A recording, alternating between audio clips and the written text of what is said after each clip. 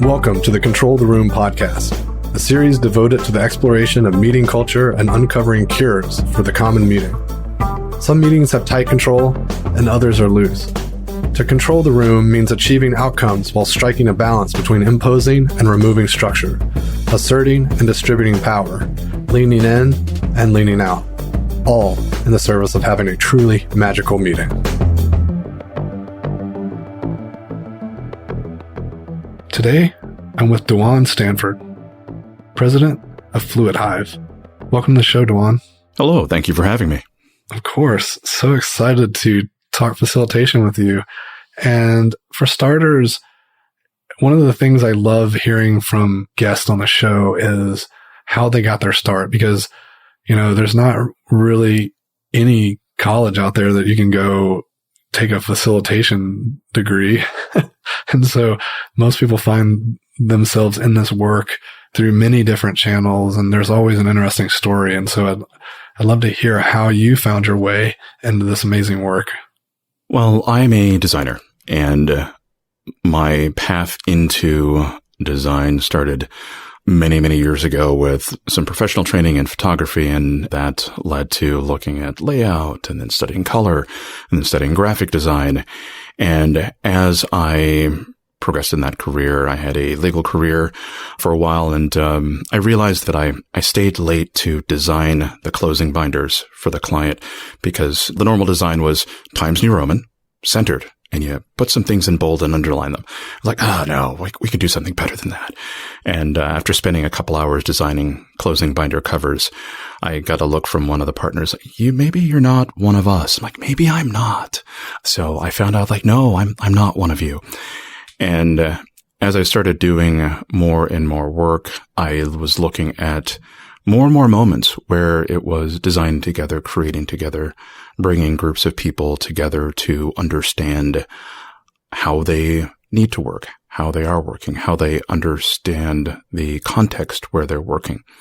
And so I began to take a very close look at my role in those moments, those conversations, and how to be very intentional about constructing them. Because it's a precious thing when you have a handful of people in a room or more focusing their attention on one endeavor. And to be offered that gift is something that I want to take seriously and treat carefully. Yeah, it's interesting. I love this notion that it wasn't that long ago when we started to have a plural form of priority.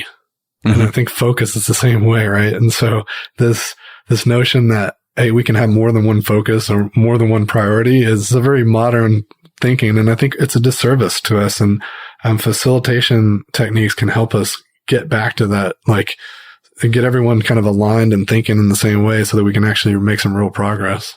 Yeah, making those choices ahead of time and those trade-offs. I often look at the situations where I'm leading a group through something and kind of start to think about all the different people involved, because often the person who's sponsoring has asked me to come in and help isn't necessarily going to participate. Sometimes they do. So you have the sponsor, you have participants, and then there's often someone that the sponsor is reporting to, which may be one or more organizations or maybe someone in their chain, and starting to think about how all of these people have expectations and needs. And there may be people downstream from the event or facilitated moment that need to do something with what was created. So how to think about what gets built and passed on and how that is captured and packaged is also a piece of it. I love this. That's your design background coming into the center, right? It's like, how do we make sure to design in a way that considers and accommodates all these various people, right? Because they're all going to come from different perspectives, different roles, different needs. And how do we design for them? And so often people will be asking for an event or a workshop or a moment. And I'll hear a lot about the thing. And we want people to do this, and we have this much time, and this. And well, what problem are you trying to solve? Let's talk about sort of the thing that individually or organizationally you are hoping to accomplish? How will the world be different? How will your world be different when we're done? Then we can start talking about like, all right, well, what kind of thing actually solves that problem? And maybe it's a 4-hour thing instead of a 2-hour thing. Maybe it's a 2-hour thing instead of a 4-hour thing. Maybe it's something that we need to come back to over a series of weeks. But one of the first conversations I often have is, number one, listening to how people are framing up the problem they think they're trying to solve, because people don't like to hear that they're wrong about that. So it's, I listen. And then I say, okay, how do you know? Because what I want to know is like, okay, here's the problem you think you're trying to solve. What evidence do you have about that? And sometimes they're like, oh, well, this is what's happened in the past. Here's what's led to this. Here's how we decided that this would contribute to this trajectory. And they're like, oh, okay, I can kind of take that as given. But often I'll hear like, oh, well, we had some space in the schedule and we were hoping to. Then I want to dig for a meaningful problem for both them and the participants, for the sponsor and the participants, so that I don't come and do something and then afterwards people are, hey, wait a minute. That wasn't a great experience for us. You didn't do a very good job. Like, oh, because I helped you solve a problem you didn't really have. So that's a key first step in the conversation for me. Absolutely. You mentioned, how do you know? Another question that I think is similar to that is, how will we know? And it's how will we know if we were successful? And did we actually get the outcome we were seeking? And if we're not clear on the outcome, we can't even articulate that ahead of time. So, how do we design in some of these assessment points so that we can tell if we did a good job or not? Sort of following on pretty much on the heels of the what problem are we trying to solve conversation, beginning to map out high level options on an experience and suggesting, okay, here's where we might end up with this path, and suggesting a couple of different paths so that the sponsor can start to have the conversation about like, okay, does this look like a win for you? We're heading toward, we can achieve this, and this in this amount of time. And with this level of resourcing, is that going to be worth it? Is that going to be a worthwhile use of both time and money and energy? And having those conversations explicitly on the front end makes things so much easier, because once you have clear objectives, once you have a clear idea of the problem that you're trying to solve with the experience, then you can say, okay, I can get into design mode with what's happening from minute to minute without having to sort of guess and hope and like show up on a day physically or virtually and say like, I hope this works out, as opposed to like, oh, I'm fairly confident that this is going to work, barring the usual emergencies that we encounter during facilitation. Yeah, the thing that was kind of coming to mind for me as I was listening is this kind of scenario that you're creating where you're allowing them to peer into the future. Let's consider that this is the outcome that we're at, and they can kind of sit with it, because you're right. So many people get so fixated on the thing that they need to go do, especially if something becomes really hip and really, there's really trendy, right? Like for a while, it seemed like everybody was doing hackathons. And I think some people still do them. But when you think to yourself, I need to have a hackathon, and your thoughts are so focused on the what, you're not actually peering into, well, what's that going to generate for us? What kind of new opportunity or new position does that put us in? And I like the framing that you were sharing around, because we talk a lot about purpose and outcomes, but the way you were describing it was really about setting up this kind of like vision into like this future scenario where it's like, oh, this is the way the world will be if we do this. And how does that make you feel? Or what does that create for you? Yeah. And it's helping the sponsor articulate sort of what is uniquely possible with this group of people in this moment. And how can we start to approach making that happen? Because you say like, oh, insert hackathon here. Well, no, what is the thing that we need and this group of people needs from this moment? Also, earlier, you were talking about what I translated to be buyer versus user. At least that's the language we would use in the startup world, the software world. in the facilitation world, I guess we would say sponsor or stakeholder and participant, right? And coming back to that design background you have, I think it's really fascinating to think about, if we're not considering both in our outcomes and in how we structure the flow of the day or the flow of the event, then we could potentially design something that's at a disservice or is not properly tuned for one versus the other. And often I think the sponsor is the one, or the buyer is the one that gets a lot of the attention. Yeah, the sponsor gets a lot of the attention because they're kind of in the room when you're designing, but the participants have to have not only have a good experience, but you have to understand what's in it for them so that they're going to bring the energy. They're going to be open to the flow of experience. They're going to be open to doing hard work at an intense pace. Because the pacing of the events that I build is really, really tight. It's flexible, but tight. And we can talk about the mechanics of that, but it's mapping out who all of the people are. And you could say stakeholder or user or customer, but all the people. And that includes sponsor, participant, any people upstream who will be using what you produce. Sometimes it's also the people who are served by the people in the room. Who will be perhaps the ultimate beneficiary of some of the ideas that are put together in the room. And it's saying, okay, with all of these people, and then you can start to map out, okay, here's what this person needs out of the situation. Here's the participants kind of need these things. And you can also start to think about all the different relationships to the work. Because sometimes part of the responsibility of the facilitator is to deepen relationships between participants or to help amplify ways people have connected in the past to do a particular bit of work. I love this notion of, thinking about relationships the interconnectedness of the group or the lack thereof and how that impacts the work to be done or how the work that is done has impacting the future states of those relationships. I think that way of thinking, almost like, it's a micro social network and you're applying some almost network theory to it a bit and thinking about how you mend relationships or how you lean on existing ones. I think that's a really powerful design tool or lens to apply. And I like that way of thinking about it. I hadn't really thought about it from that perspective before. I owe many debts of gratitude to different designers and design researchers, in particular, Indy Young. She really talks about the difference between the problem space and the solution space.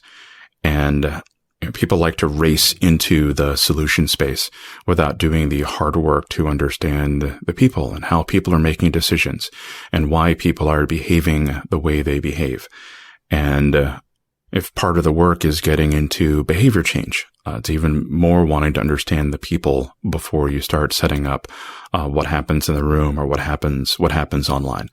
And especially her work around listening and how to listen well. I've taken that both into the sponsor conversations, but also into the room when I'm thinking about how to bring the deep listening that helps everyone really be fully present in the space. It's amazing how much presence and deep listening could just have vast impacts across all meetings. And I often love to ask folks, if you could change one thing about any meeting, what would it be? And I think that might be, it's hard for me to choose because we think about and work in the space so much. It's like, oh man, there's so many issues, but I tell you, that's so prevalent. This attendees just spending majority of the meeting thinking about what they're going to say next. And a lot of it's just because they don't want to sound dumb or, they want to say something impressive in front of leadership. But I think there's a real missed opportunity to not worry about those things and create safety for people just to speak however they speak and let the ideas flow. And so I guess I'm curious, like that brings me to that thinking around these moments in meetings that could be so much better. What kind of things start to surface for you as you think about things that people could just do in their everyday meetings? Oh my gosh, here comes the avalanche. Well, it's starting off before the meeting. What problem are you trying to solve? Yeah. Like, what is it that can only be done by bringing this group of people together and being clear about that before people get in the room or on Zoom or wherever. And then it's being conscious of like giving people space to think. And one of the things that I do in most of the events that I create and sometimes in meetings is give people a moment to write down what they're thinking. And it's just a few minutes, sometimes 10 minutes, depending on the length and depth of what we're working on. But then you give everyone a chance to get their thoughts down. That says a couple things. You have people who are reluctant to speak, and that's because of power in the room, because of personality, because of relationships, because of trust, because of a whole bunch of things. So you have reluctance to speak. Then you have people who are just need a moment to get a handle on sort of, all right, like, what do I think about this? What do I really think? And the other thing that you get when you do that writing, especially in longer events, is you're able to capture some of those individual thoughts to process later, after the event. So you're setting up what happens after, depending on how you structure what's captured. So that's one thing, just make sure there's enough space for people to think. And then there's time and being disciplined about time, saying, okay, when we have, this list of things, and this isn't necessarily an agenda, but it's saying what's most important for us to get accomplished. And then allocating your time across those most important things. That way you can say, all right, we're confident that we're going to get these most important things done, and these couple other things, maybe we can take care of those offline or in a different way. So those are a couple of things. The other thing, and this is perhaps can be harder in meetings depending on who you are, but it's just looking at the energy of the people who are in the room and helping people come into the space well. And sometimes that's like taking a moment so everyone can check in with each other. And those couple of minutes to reset and be human can help people attend to the business at hand faster and better. And I've noticed it when I've given people those, like a little bit of a buffer and a chance to be human. It's just made what follows, really, really nice. And that's one of the advantages if you're meeting remotely and everyone's remote. You can put people into one-on-one conversations for a couple minutes. Because often you have the meeting dynamics of like, people come in and they sit by who they sit by and they say hello to who they say hello. But, people get patterns. They have people that they're closer to, and people that they know better. And you have the opportunity to force some of that mixing and build some of that team cohesiveness through those conversations, just with a couple flicks of a switch in your favorite, meeting software. Yeah, it's interesting. Brings up two things we spoke about in the pre-show chat. And the first is anytime we're thinking about design, space becomes like a very critical element. And, whether we're talking about negative space or what have you. And I think in the virtual world, the tools we use can impact the space that we provide for our attendees and for people who are experiencing the design that we've laid out for the meeting and the session. And one of the things you mentioned was there's just too much blame being pointed at the tools themselves. Yeah, taking your in-person meeting practices and not changing anything and just dumping them into like everyone's in front of a laptop, everyone's in front of a camera, probably not going to work so well. And there's a decent chance that the meetings weren't so great to begin with. And now you're expecting that to work better in a different context where you have different kinds of feedback, different kinds of interactions.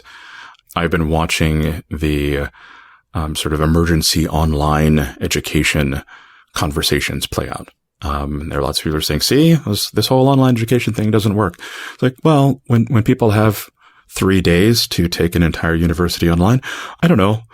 You might want to cut them some slack on that because what can you do? But people are starting to see other deeper examples of designed online education where you have the instructional design team working with faculty. And these are conversations we're having a lot where I teach at Georgetown in the Master's in Learning Design and Technology. And we're doing all of our education right now remotely via Zoom and thinking through, okay, how does learning happen there? What's kind of uniquely possible? I like those words with that medium. And how can we capture those moments? It's not a replacement. It's like, oh, it's going to be just like things that happen face to face. Like, no, it's different, but also good. And how do we get to that different, but also good place? That's amazing. So much of the work we do is about kind of accelerating innovation. And so people can get it in their heads that it's about moving quickly. And just because we're accelerating action doesn't mean that it means that everything we have to do must be fast. And in fact, a lot of it is about taking the time it requires to design things carefully. But what we don't want is analysis paralysis, where we're just kind of spinning our wheels and just thinking about things. As long as we're making progress and doing things, then allowing the designs process to take the time it requires, that's goodness. That's good stuff. It results in better outcomes. And I like that, allowing the process to take the time it needs. Because in one way or another, I've often said, it's like, listen, you're going to kind of pay the price of this now, or you're going to pay later. That old analogy or that old saying of, if you think an expert's expensive, try working with a novice. Yeah. If you don't take the time, I remember a conversation was like, oh, well, we really don't have sort of time to really do this work you're talking about around the problem we're trying to solve, problem space. We really need to just get in there and do this and that. And it's like, okay, well, I understand what you're saying. How much time and resources do you have to do all of this over again? And they said, what? It's like, no. I just want to make sure that if we're taking this approach, that you can reinvest all of this to do all of this work again in case we get the problem wrong. Because then we can just sort of jump in and guess, because you have this huge stack of resources to burn. And usually they're like, oh, no, we don't. We don't have extra money. We don't have extra time. So yeah, maybe we should spend a little time increasing the chances that we're solving problems that are worth solving. Yeah, it's always a telltale sign for me when someone comes in and they're just they've got it all figured out and they just want a price. It's like, hey, I'm not selling cars here. It's like, I can't just say this is what it's going to be. And that, it's always, how much is it? And I think that mentality of, innovation in a bottle on the shelf is something that we give the allure that that's what's happening, but it takes a lot of care and a lot of time to, design and extract out where the there is. Well, I've learned to be very clear around the expectations of what's possible within the boundaries of the work, because there is this, I think we're past the moment a little bit, but there was this moment maybe five years ago when it was the design as magic. Like, oh, it's magic. It's the Silicon Valley juice, and drink it. You will sprout innovation. You will sprout market cap. Like, it's amazing. Like, oh my gosh, an IPO just fell out of my body. No, it doesn't work that way. And there's some people who were heard that, went out and bought some. It didn't work. Like, oh, this doesn't work. And it's like, yeah, it's like, you probably said, I will pay X, and someone said, I will take X. And then you were surprised you didn't get the results, as opposed to someone who says, well, what problem are you trying to solve? What are you hoping to accomplish?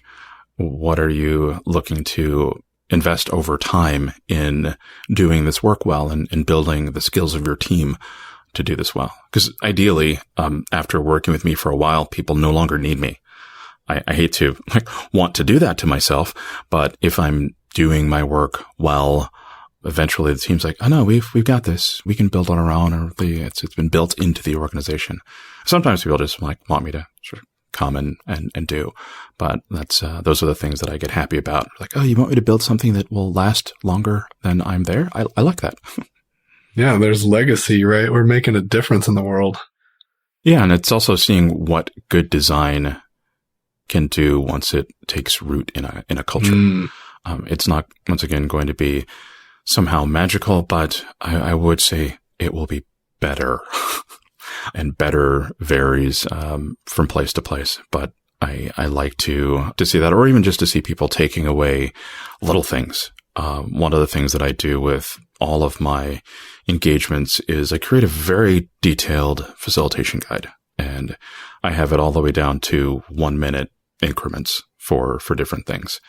And I showed someone I work with one of these, like, are you crazy? Like people will be late for this and this will run long and that will run. I know, but now that I've thought through it at this level, I know that when something goes wrong here, I know where to adjust and how to adjust. And so once you have that problem to be solved and the outcomes, then you can say, well, these people are trying to get to know each other. So a 5-minute break here isn't really going to work.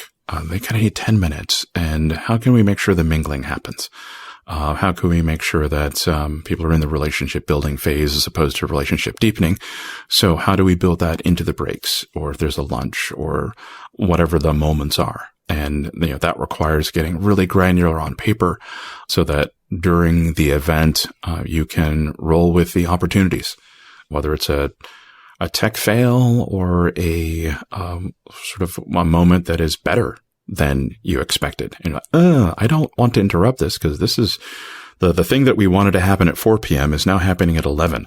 So I'm not going to get in the way of it. I'll just have to redesign, and it gives you something to tweak, something to adapt.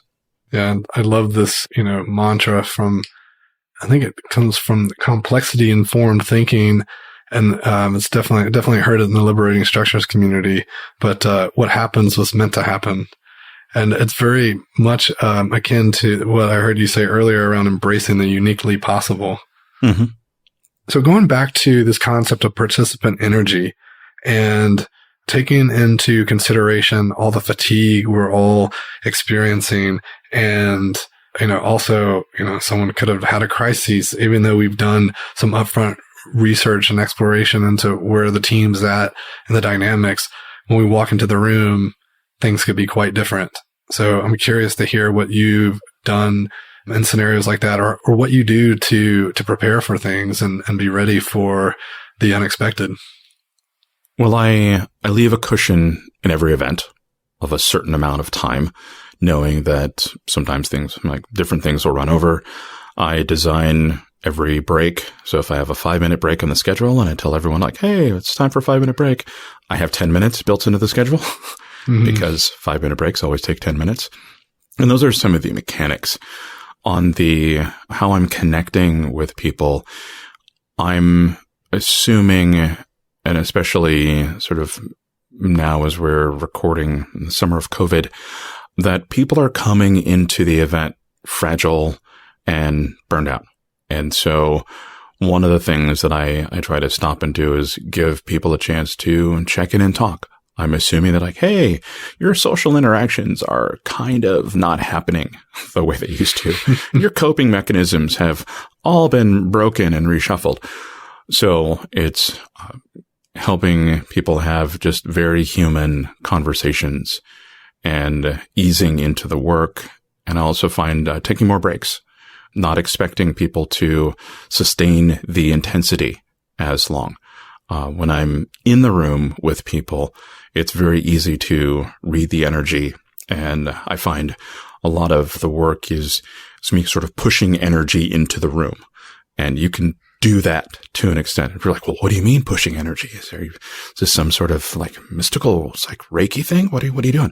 Well, it's making that eye contact, giving people the big smile and getting the big smile back, and doing that with lots of people, moving around in the space, giving people different places to focus. And when I'm doing that virtually, it's a lot of times sort of scanning the faces on the screens, but recognizing when we need to do sort of an impromptu small group thing, and mixing up the types of interaction, the types of things people are seeing on the screen. So it's not just you're seeing other faces. Sometimes there's going to be the images, diagrams, but also using, if you have any kind of whiteboarding or drawing overlay in the software that you're using, taking a moment to mark things up. One of the things I do in small groups is actually get giant sheets of paper and draw with each other, and that pulls people in. And you can do the same thing virtually. those are a couple of ways I think about just the energy in the room and keeping it going. And also you have to recognize that there may come a point where people are just done. And it may come before you want it to, but there's nothing you can do about that. The thing I do structurally is I try to put the sort of the high intensity generative things earlier in the schedule, and the playing with, making sense with, tweaking of things that are sort of already out there later in the day, so that it's kind of organizing and making sense of and playing with, so that you're not being called upon just like to do the mentally intense things, or the things that are going to rely on a lot of your interpersonal skills around negotiation and figuring things out late in the day. That tends to be if people are going to run out of steam, you start to see it in the outputs late in the day. So I try to push some of that earlier in the day, so that by the time we are getting toward the end of things, you're like, okay, these are lighter lift activities and exchanges. Even during break times, I like to remind people to turn off their video and step away, just so that remind them not to go just jump into email or whatever, because it'll only contribute to the fatigue later. I've had a sort of working from home career. So the adjustment wasn't quite as brutal for me. I've done my share of time in the office, but I was just used to sort of having my studio in the house and doing everything that I needed to do with the short commute, and managing the time and interaction and getting my people time in and having the energy flow. And when you're having to learn those things and adjust those things, especially if it doesn't suit your personality, that's when it can be difficult. And in meetings, it's recognizing that you might have some people who are very comfortable with the screen and the environment and how the technology flows, and other people maybe just straining against it because they're desperate to be within touching distance of another human being and get that high fidelity interaction with micro expressions and sense and all sorts of things. Yeah, the dynamics completely shifted, and in the in-person realm, you could have folks that are quiet and don't ask a lot of questions. Those same folks might ask a lot of questions when they're virtual, because just that layer of glass and, many miles of air is separation enough to where they feel more comfortable speaking up. And other folks, like you say, are debilitated because they don't have all those signals they're used to having. I think it's a great reminder that facilitators, we have to listen, and we have to bring in as much data as we can from the signals we have. And you mentioned reading the room. I'm curious which signals that you use to read that digital room, because that can be problematic. Well, in some ways, they're the same signals. I'm looking for example, give a set of instructions. I'm looking for the brows that are suddenly furrowed, and usually when people are sort of squinching their eyebrows together, that's their way of saying those instructions were unclear to me. But people are reluctant to say that. They'll sort of dive into it thinking that they're the only one who didn't understand. And probably not. It's probably that your instructions were unclear and you need to try that again. And another thing is just actually checking in with people. The underutilized chat function, for example, in Zoom, there's so much that you can do with that, because when you're in a sort of face-to-face environment, you have kind of one channel, in terms of there's there are sort of visual cues and all that, but let's just say that there's okay, you're going to say something or make a gesture in some way, but if we're actually going to talk, it's going to be voices. Whereas in Zoom, you have the voice, you have the chat feed. Sometimes there's another back channel if everyone is, say, in Slack. And so you have all of these multiple channels, and that's a different kind of conversation. Because now you can have people dropping in web links as someone is presenting, asking questions that can be picked up later.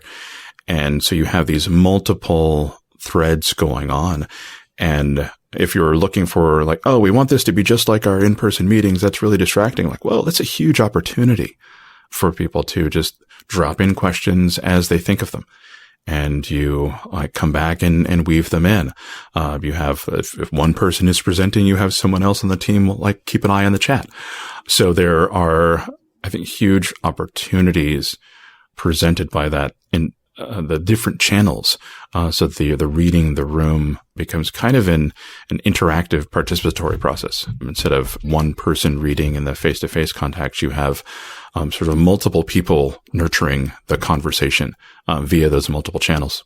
Yeah. And, those things become elements you can design for, because I think in real life, we've spent years and years to where it's in a lot of ways just second nature. So we don't consider it much, like when we just walk into a room, because we can rely on our innate skills at relating. And sure, as facilitators, we sharpen them, but we kind of have matured to a point, I feel, that it's not always a consideration. But in the digital space, thinking of how many co-facilitators do I want? Do I want someone on Slack or Zoom chats watching that stuff? So to me, it's really become a design consideration before we even enter into the meeting itself. And we're still figuring out the opportunities. I like to say, like, okay, well, before I sort of add other tools, add other functionality, what are the ways we can sort of tweak what we have, twist what we have, so that everyone's like, oh, we have these simple tools. Sometimes it's as simple as like, okay, get a piece of paper and a pen, and everyone turn off your cameras, and just like sketch out how you think this holds together for a few minutes. And then we'll have the conversation, so that you're even having someone they're not stepping away from the meeting, but they're step away from, like, I just have my keyboard. You're like, oh, I get to draw for a minute. And it's using those simple opportunities to make the exchange extremely rich, the same way it would be if everyone was in the room. And there have been a couple of instances where I was happy that everyone was online, because I knew that there are interactions we wouldn't have been able to have if everyone was face-to-face. So, like, for example, having 20 people have one-on-one conversations, and doing several rounds of those. After you've done that and everyone's had a chance to chat for a few minutes with 3 different people in the room, now you're set up differently as a group for what happens later, as opposed to if you were sort of face-to-face in a room doing that, like having 10 conversations all going on in a conference room. It's like, oh, you can't really, like, having trouble hearing, and you're like, there's like overhearing, and you can't just focus on one person. There's all this distraction. So people are able to connect that way really fast, really deep, which is nice. So it's finding those things that are the opportunities presented by the challenge of leading and collaborating as we sort of adapt to our world as it changes. Yeah, to use your words, we're embracing what's uniquely possible with these new tools. Yeah. Excellent. Well, I think that might be a great spot to stop here on today's show. But before we go, I think listeners will be really curious how to find you, how to connect with you. You're doing some great work, and I know some people are going to want to know how to reach out. Oh, thanks. Well, I'm easy to find at fluidhive.com. If you search my last name, you will get a university. But Dawan Stanford, there aren't many of them. So that's another easier way to find me. LinkedIn and Twitter are good places to look. You can also learn more about the learning design work that I'm involved with at Georgetown in the Masters in Learning Design and Technology at Georgetown University. And you can also check me out on the Design Thinking 101 podcast, where I am hosting that show. Excellent. Yeah, definitely check it out. And Dawan, it's been a pleasure chatting with you today. I hope we stay in touch and continue the journey together. Oh, well, thank you for having me. This has been a ball. Thanks for joining me for another episode of Control the Room. Don't forget to subscribe to receive updates when new episodes are released. And if you want more, head over to our blog, where I post weekly articles and resources about working better together. voltagecontrol.com.